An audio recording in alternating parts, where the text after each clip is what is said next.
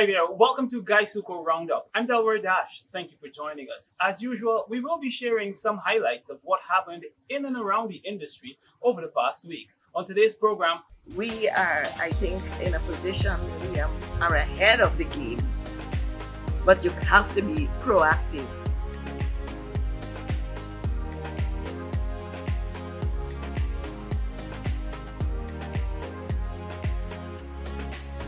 congratulations to our hard-working teams across the three operating estates who, despite the many challenges, have completed 8 weeks of production, breaking up production figures to 22,487 metric tons as of April 15, 2021.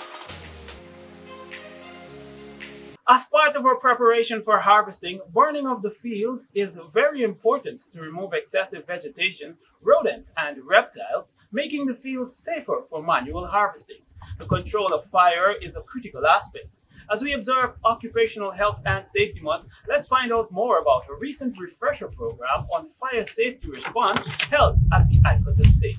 As part of its activities in observance of Occupational Health and Safety Month, celebrated under the theme Anticipate, Prepare and Respond to the Crisis. Invest now in resilient occupational health and safety system. Workers at Ifat Estate team up with the Lenore Fire Brigade, West Coast Demerara to participate in a fire emergency response refresher exercise on April 13, 2021 at Ifat Estate. Chief Fire Marshal Vaughn Griffith explained the team's expectations. Okay, I'm Vaughn Griffith, Electrical Engineer, Fire Chief, Ifat Lenore Estate. I must applaud GuySuCo's management for organizing this exercise with Occupational Health and Safety Month in mind. We've asked the Guyana Fire Service, Lenore location, to assist us in the training exercise today. And we have learned a lot personnel on our fire brigade at Ifat Estate. So we intend to use the knowledge we have gained there today, seeing that we are forest responders for this community and its environs and also our establishment.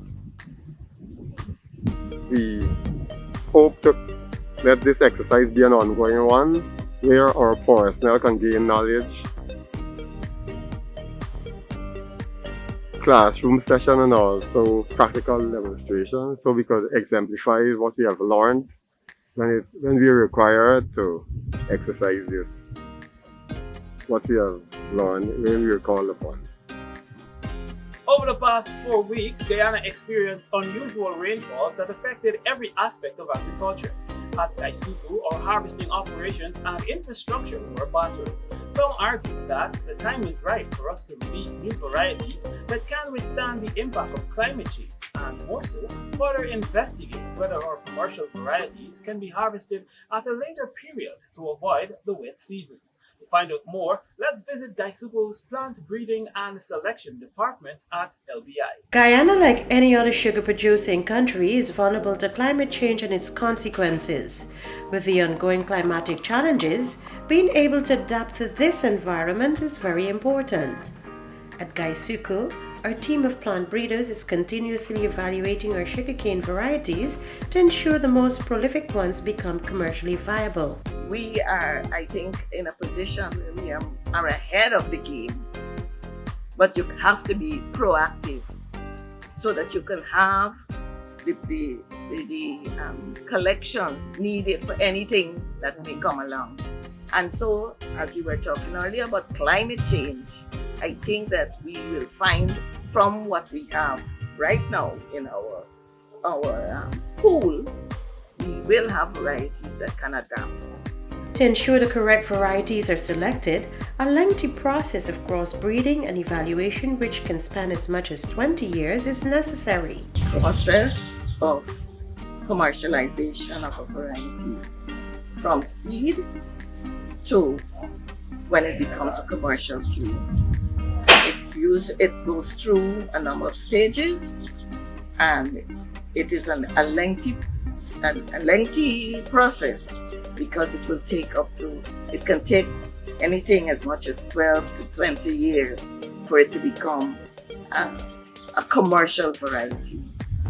Established in the early 19th century, sugarcane crossbreeding in Guyana started by using two programs, the Demerara, often referred to as the D program, and the Demerara Barbados, also known as DB. Under the D program, parental cross and variety selection is done by the Breeding and Selection Department of the Ghana Sugar Corporation's Agriculture Research Unit at LBI. Under the DB program, seed materials from varieties developed at the West Indies Central Sugar Breeding Station in Barbados are evaluated and selected in Guyana based on adaptability. A very critical aspect of sugarcane cultivation and production, selection of varieties for commercial cultivation is important. Which is what happened in the 70s when more than 50% of the industry was devastated because of smut. We had a variety, D93409. Beautiful cane, good agronomic characteristics. We were getting our sugar return. And then it came down with smut. It had gone through because we also do smut inoculation trials where we artificially inject the smut spores and do the test.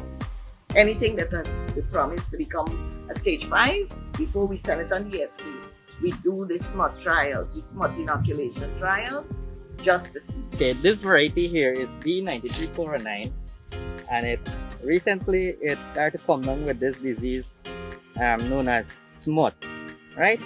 And smut is basically a fungus, and it is being transmitted from variety to variety, basically through the use of maybe implements, raindrops, and air. It blow on the rest of the varieties. And what really does happen when it lands on this eye, so when the spores attach to the eye, or the eye of the skin, it dominates the growth inside. Right? When you grab on this skin here, the plant, the smut or the fungus is already in the cane. Because it's already there, it's in the cane already, so it will develop and later it will turn into this disease. In 2018, we released D9824. It's now come down with smut at Albion, it's come down with smut at Blairmont. It's going well at Isa. So we have to discontinue extending it at Blairmont and Isa because of smut. Even though you may find that the canes are still performing, so to speak, having gone through in the end, because the smut affects it when it's in the younger stage. Some of them seem to go through that, but the spore load is so high you don't want to risk any other varieties coming down with it. In 2021, the corporation will complete full evaluation of another variety which has characteristics that can withstand flooding and does not tolerate extended dry period without irrigation. This variety has high potential to become commercially successful. At Albion, there's this variety that is doing extremely well. It's the newer variety that we are hoping to commercialize this year, 9969. And that variety is going beautifully at Albion. In the front land and in the expansion area at Albion. It went through the drought and it was visibly, the leaves were looking visibly yellow.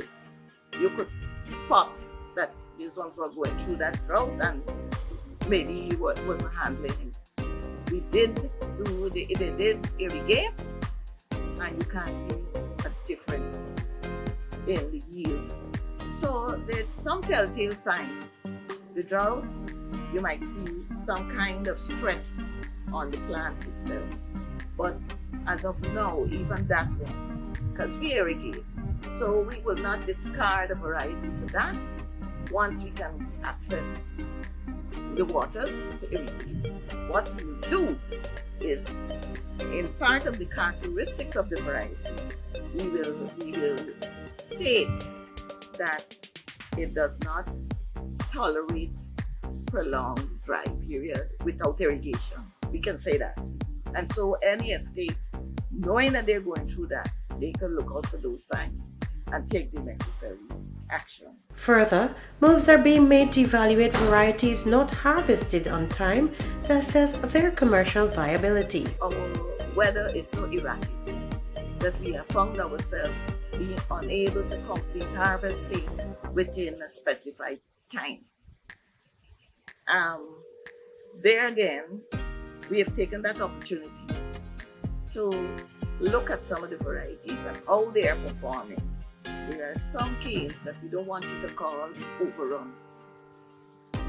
Because if beyond 50, 56, 58 weeks, you are seeing your recovery and there's no looking at your plants, they're not stressed or anything like that, why should we call it an overrun cane? That is one of our reasons for not wanting to have these things labeled as overrun also. Our genetic base of the canes that we grow, cane seeds that we get from Barbados, they have different maturity times. You have canes that might mature in 1.5 years. You have, in some instances, the canes mature maybe closer to 2 years. So, if we have the injection of those genes into our canes that we are growing here, who is to say that that might not have been a dominant gene to cause these canes to mature beyond 52 or 56 or 58 weeks? So these are now studied. And as I said, every adverse condition causes you to get more information because, and we have suggested through the agronomist on the estate, once you have not harvested your cane at 56, 58 weeks, it's still in the field, let us get more information, collect more data. So we know we can say that this variety, even though it's 60 weeks, we shouldn't call it an overrun cane because it is physiologically very much within its age to mature. As part of our strategy to better serve you, our valued customers, we are pleased to inform that there is no increase in the price for packaged sugar. We wish to encourage you to purchase any of our brands, including the Demerara Gold or More Crystal, that are hygienically packaged. Also, if you are desirous of managing your sugar consumption, we have our 5-gram sachet especially for you.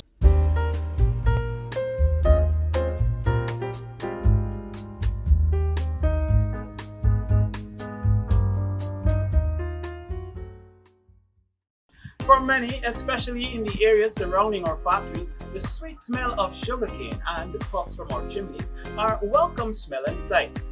For us, the shipment of our various brands of sugar to different destinations is even more exciting.